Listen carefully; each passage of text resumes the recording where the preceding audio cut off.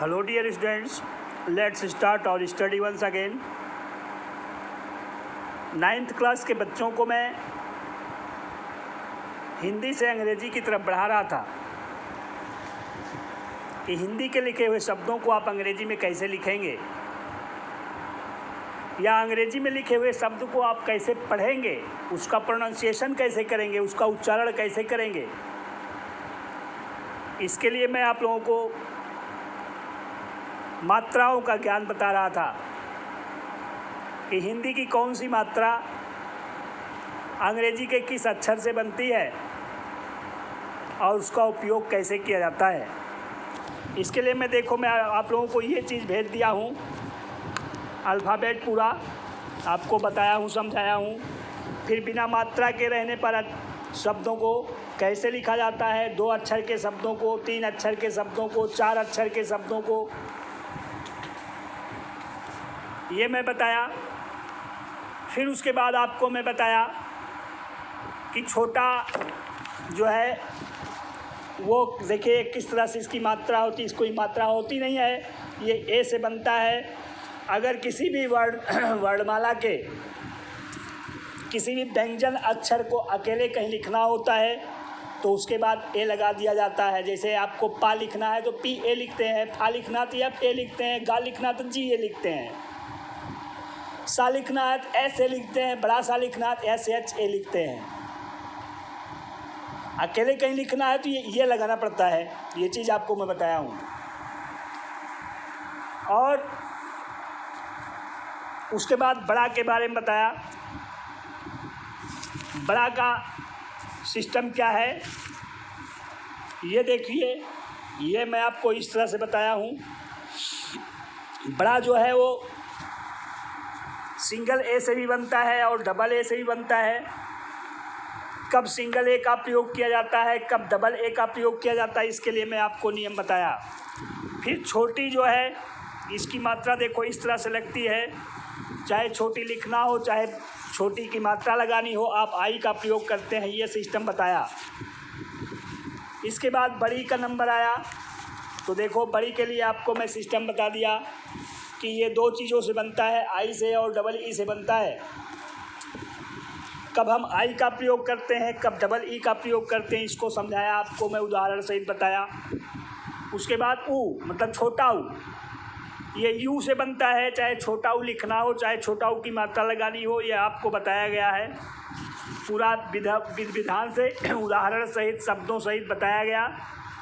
फिर उसके बाद बड़ा ऊ के बारे में आपको समझाया गया कि ये 2 अक्षरों से बनता है, एक तो यू से बनता है, एक तो डबल ओ से बनता है। कब यू का प्रयोग करते हैं और कब डबल ओ का प्रयोग करते हैं, इसके लिए नियम आपको मैं बताया। आशा करता हूं कि आप अपनी कॉपी में लिख लिए होंगे, इसको समझेंगे। नहीं समझोगे तो बाद में परेशानी होगी। इसके बाद री, ये देखो री है, इसकी मात्रा इस तरह से लगाई जाती है। आपको मैं बताया कि चाहे री लिखना हो चाहे मात्रा लगानी हो, आर आई एक साथ में लिखेंगे तब ये बन जाएगा। जैसे ऋषिकेश आपको लिखना है तो आर आई सबसे पहले लिख देंगे, पूरा री शब्द री अक्षर जो है पूरा हो गया वो। अगर जैसे कृष्ण है, पृथ्वी, ब्रजेश, कृपा, इस तरह से री की मात्रा लगानी है तब आर आई तब भी लिखना पड़ेगा। चाहे री लिखना हो चाहे री की मात्रा लगानी हो, आर आई का प्रयोग आपको करना पड़ता है। इतना मैं बताया। फिर उसके बाद ए की बात बताया। ए देखो ए की मात्रा इस तरह से लगती है, चाहे ए अक्षर लिखना हो चाहे ये मात्रा लगानी हो, आपको ई का प्रयोग करना पड़ता है। अंग्रेजी में ई अक्षर जो है एलिफेंट वाला ई, उससे ए बनता है। उदाहरण के लिए हमने एकता लिखा, एकांत लिखा, एकलव्य लिखा, दिनेश लिखा, केशव लिखा, सुरेश लिखा, रेखा, ये सब ए की मात्राएं हैं और ये ई से बनती हैं। इनको कैसे किया जाता है देखो हमने लिख दिया है। ए के बाद ऐ देखो इस तरह से मात्रा लगती है, ऊपर 2 मात्राएं चढ़ाई जाती हैं और ये बनता है किसी से, ए आई से। जैसे कैकेयी आपको लिखना है तो कै का पहले के लिखेंगे, उस पर आई की मात्रा लगाएंगे, ए आई, के ए आई। अब ये हुआ कै। अब के ही लिखना है तो के ई वाई आई, कै के ही हो गया। ऐसे देखो हमने उदाहरण बताया, ऐनक, ऐश्वर्या, कैलाश, विशैला, कुवैत, सुमैग। इस तरह से आप लोगों को मैं ये सब उदाहरण बताया हूँ। अब इसके बाद देखिए ओ जो है इसकी मात्रा इस तरह से लगती है। देखो मैं फिगर बनाया हूँ और ये ओ से बनता है। चाहे ओ अक्षर लिखना हो और चाहे ओ की मात्रा लगानी हो, आपको अंग्रेजी का ओ बनाना पड़ेगा। ठीक है, जैसे उदाहरण हमने लिखा है, ओखली, ओम, कोमल, विभोर, रोशनी, किशोर। ओ की मात्रा लगानी है तब भी ओ का प्रयोग करते हैं, और अगर ओ अक्षर लिखना है तब भी ओ का प्रयोग करते हैं। अब इस तरह से ए ऐ ओ औ नंबर आ गया औ। वो कैसे बनता है, किस तरह से उसका उपयोग किया जाता है, किसी पर कैसे लगाया जाता है, उसको देखें आप लोग। देखिए औ, ये है औ, ठीक। इसकी मात्रा किसी पर इस तरह से लगाई जाती है, एक लकीर, ऊपर दो मात्राएं। और अंग्रेजी के ये यू से बनता है। चाहे ये अक्षर लिखना हो पूरा, चाहे मात्रा लगानी हो, ए यू का प्रयोग करेंगे आप। जैसे आपको मान लीजिए कौ लिखना है, कौ, तो आप लिखेंगे के ए यू। अब ये हो गया कौ। ठीक है, इसके लिए कोई नियम नहीं है कि आपको कोई नियम सीखना है, बताना है, जानना है। केवल ये जानिए कि औ जो है वो ए यू से बनता है। उदाहरण के लिए सबसे अच्छा उदाहरण है औरत लिखना है आपको, औरत। औजार लिखना हो,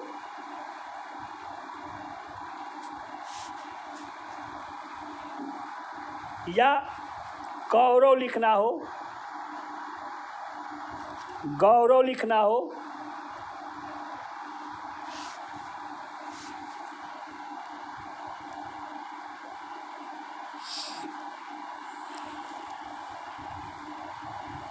मान लो उदाहरण के लिए आपको बिछौना लिखना पड़ जाए, बिछौना।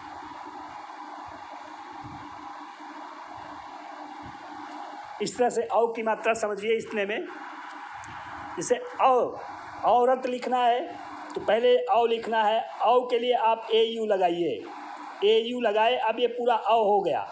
अब रत लिखना आप जानते हैं, दो अक्षर बिना वर्ण, दो वर्ण बिना मात्रा के बीच में ए लगाना पड़ता है, तो आर ए टी, औरत की स्पेलिंग हो गई ए यू आर ए टी। औजार लिखना है तो ए यू, जा के लिए जे, आ की मात्रा ए, रा के लिए आर, औजार हो गया। कौरव लिखना है, मान लो कौरव, तो पहले के लिखेंगे का, उस पर औ की मात्रा लगाएंगे ए यू, रा लिखेंगे आर, रा और वा दोनों बिना मात्रा के हैं तो इसलिए आर के बाद ए लगाना पड़ेगा, और वा लिख देंगे, वा के लिए वी। ये हो गया कौरव, के ए यू आर ए वी। गौरव लिखना है पहले जी लिखेंगे, गा हो गया, उस पर औ की मात्रा लगाएंगे ए यू, अब रव लिखना है आर ए वी। ये हो गया गौरव, जी ए यू आर ए वी। मान लो आपको बिछौना लिखना है तो आप लिखेंगे बा, पहले बा के लिए बी, उस पर छोटी की मात्रा लगाएंगे आई, छा लिखेंगे सी डबल एच, उस पर औ की मात्रा लगाएंगे ए यू, और ना लिखेंगे एन, आ की मात्रा लगाएंगे ए। ये हो गया B I C double H A U N A. इस तरह से ये शब्द बन गया बिछौना। तो ये कोई कठिन चीज़ नहीं है। और चाहे अक्षर लिखना हो, चाहे मात्रा लगानी हो, आप एक ही प्रयोग करेंगे ए यू का। ठीक। औ के बाद अब दो स्वर वर्ण और बचे हैं जिनका निशान होता है, वो है अंग। इसे अंग कहा जाता, अंग।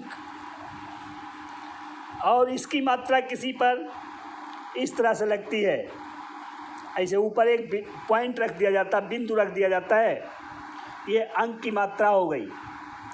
बनता किस चीज़ से है? ए एन से बनता है। किससे?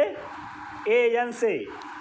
चाहे आपको अंक लिखना हो और चाहे अंक की मात्रा लगानी हो, आप ए एन का प्रयोग करेंगे।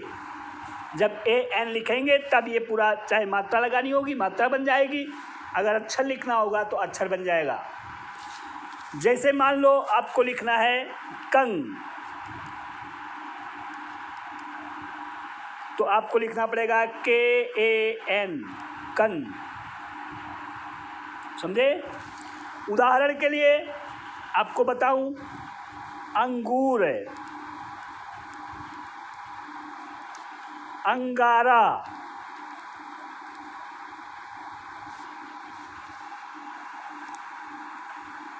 कंगन,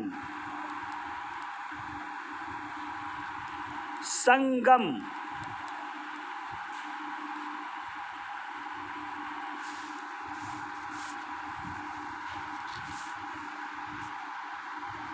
संध्या,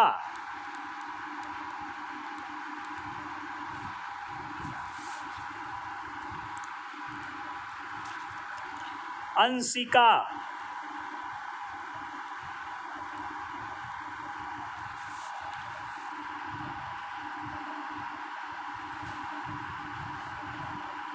इतने से समझो, बहुत ज़्यादा कठिन थोड़ी है क्या। बहुत, चाहे अंक लिखना हो तब भी ए एन लगाएंगे, चाहे अंक की मात्रा लगानी हो तब भी ए एन लगाएंगे। संगीता जैसे लिखना है, पहले सा लिखेंगे एस, फिर उस पर अंक की मात्रा लगाएंगे A N, S A N. फिर गा लिखेंगे जी, उस पर बड़ी की मात्रा लगाएंगे डबल ई। फिर ता लिखेंगे टी, फिर आ की मात्रा लगाएंगे A, S A N G double E T A, Sangeeta हो गया। उसी तरह से हमने लिखा क्या है, अंगूर लिखा है, पहले अंग लिखना है तो ए एन लिख दो, ये हो गया अंग। फिर गा लिखना है जी, बड़ा ऊ की मात्रा लगानी है तो डबल ओ, और रा लिखना है तो R, A N G double O R, अंगूर हो गया ये। ठीक है? अंगारा, मान लो आपको लिखना अंगारा, तो आप लिखेंगे ए एन, ये अंग हो गया। अब गा के लिए जी, आ की मात्रा ए, रा के लिए आर, आ की मात्रा ए, अंगारा, ए N G A R A, अंगारा। अंशिका लिखना है तो ए एन, बड़ा सा के लिए एस एच, छोटी की मात्रा आई, का के लिए के, आ की मात्रा A N S H I के ए, अंशिका हो गया। ठीक है? कंगना लिखना है या कंगन लिखना है तो आप क्या लिखेंगे, के ए एन, के ए एन, अब ये हो गया कंग। अब गा के लिए जी,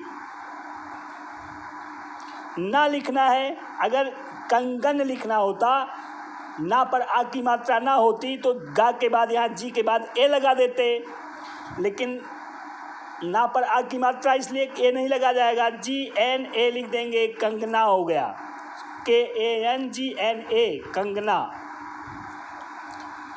संगम लिखना है तो आप लिखेंगे एस, पहले सा लिखेंगे एस, उस पर अंक की मात्रा लगाएंगे ए एन।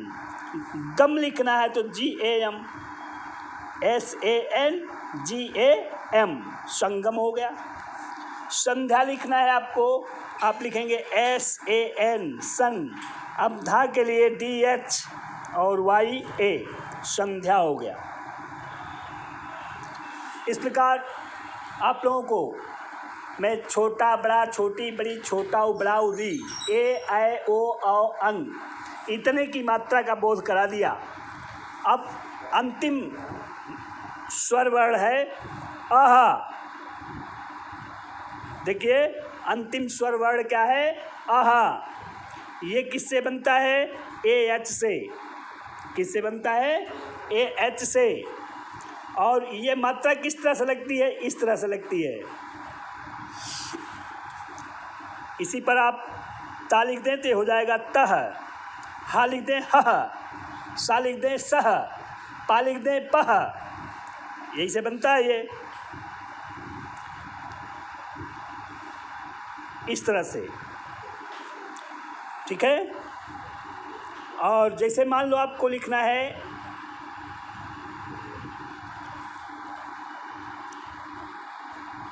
तह, आपको लिखना पड़ेगा TAH, तह। ठीक है। इसके बहुत शब्द नहीं मिलेंगे आपको, 2 3 4 शब्द आपको मैं बता सकता हूँ, बाकी ये संस्कृत के शब्दों में इसका प्रयोग ज़्यादा होता है। जैसे प्रातः, आपको लिखना है प्रातः,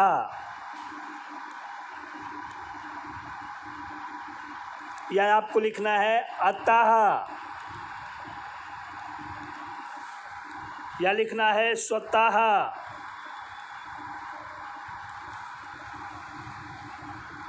इतने से जानिए। यहाँ देखो, पा में आधा रा पर आ की मात्रा प्रा, ता पर अह की मात्रा प्रातः, इसे पढ़ा जाता है। अतः छोटा, ता पर अह की मात्रा हो गया अतः। तो अब प्रातः लिखना है आपको, पहले पा लिखेंगे पी, फिर रा, पा में आधा रा है तो पी के बाद आर, फिर आ की मात्रा लगी है तो ए, PRA, फिर ता लिख देंगे टी, फिर अह की मात्रा लगाएंगे AH, ये हो गया PRATAH, प्रातः। स्वतः लिखना है स्वतः, तो आप लिखेंगे SW। जब आधा, एक अक्षर आधा हो, जब कोई व्यंजन वर्ण आधा हो, उसके बाद भी बिना मात्रा का ही हो, तब भी उस आधा के बाद ए नहीं लगाया जाता है, इस चीज़ को ध्यान दीजिएगा। तो हो गया स्वा, यहाँ ए लगाना पड़ेगा, और ता के लिए टी, अह की मात्रा AH, SWATAH, ये हो गया स्वतः की स्पेलिंग। ठीक है। अब अतः की स्पेलिंग लिखना है तो ए के लिए ए, आ के लिए ए, और ता के लिए टी, और अह की मात्रा AH, इस तरह से ये हो गया अतः। तो मैं समझता हूँ कि आप लोगों को मैं छोटा आ से लेकर के अह तक हिंदी में जितने भी स्वर वर्ण हैं उन सब को मैं बता दिया कि हिंदी के स्वर वर्ण जो होते हैं उनको अंग्रेजी में कैसे बनाया जाता है। उनका निशान, हिंदी में तो निशान के द्वारा मात्राएं लगाई जाती हैं, किंतु अंग्रेजी में निशान का कोई मतलब नहीं होता है। पहले अक्षर लिखा जाता है, अक्षर के बाद अक्षर से ही मात्राएं लगा दी जाती हैं। जैसे आपको बताया हूँ कि मान लो का पर छोटी मात्रा की लिखना है तो पहले का लिखेंगे के, और तब उस पर मात्रा लगाएंगे आई, हो गया का, के आई, का पर छोटी मात्रा की। मेरा कहने का मतलब है कि अभी मैं आप लोगों को इस टॉपिक पर एक वीडियो और बनाऊंगा, आ से आह तक और लिखना पढ़ना। अगली वीडियो में आप लोगों को ये चीज़ बहुत विधिवत समझा करके, कहीं कहीं कुछ चीज़ें ऐसी हैं जो नहीं बताई गई हैं। और दूसरी बात यह है कि ये मैं उन लोगों के लिए बता रहा हूँ जो अंग्रेज़ी लिखना पढ़ना नहीं जानते हैं। मेरी बताई हुई बात 100% सही नहीं हो सकती है, अंग्रेज़ी अपवादों से भरी हुई है। हाँ, ये जैसे जो चलना नहीं जानता है उसे अंगुली पकड़ के चलाया जाता है, तब वो दौड़ने भी लगता है। ऐसे ही आप लोगों को मैं ये सिस्टम बता रहा हूँ, केवल ये 100% सही सिस्टम है नहीं। बहुत ऐसे शब्द हैं, जैसे आपको मैं बताऊँ PUT पुट आप पढ़ते हो, लेकिन BUT बुट क्यों नहीं पढ़ते हो, उसको तो बट पढ़ा जाता है ना। तो अंग्रेज़ी अपवादों से भरी हुई है, आपको कोई एक सीधा इसमें आरसीसी रोड नहीं होता है कि आप गियर लगाइए एक्सीलेटर बढ़ाते हुए चले जाइए। अंग्रेजी में हमेशा अपवाद होता है, कोई भी नियम पढ़ोगे उसमें अपवाद मिल जाएगा। तो अभी इस टॉपिक पर एक वीडियो मैं बना करके और भेजूंगा आप लोगों के पास, और फिर उसके बाद कोई नया चैप्टर पढ़ाऊंगा। तब तक के लिए धन्यवाद।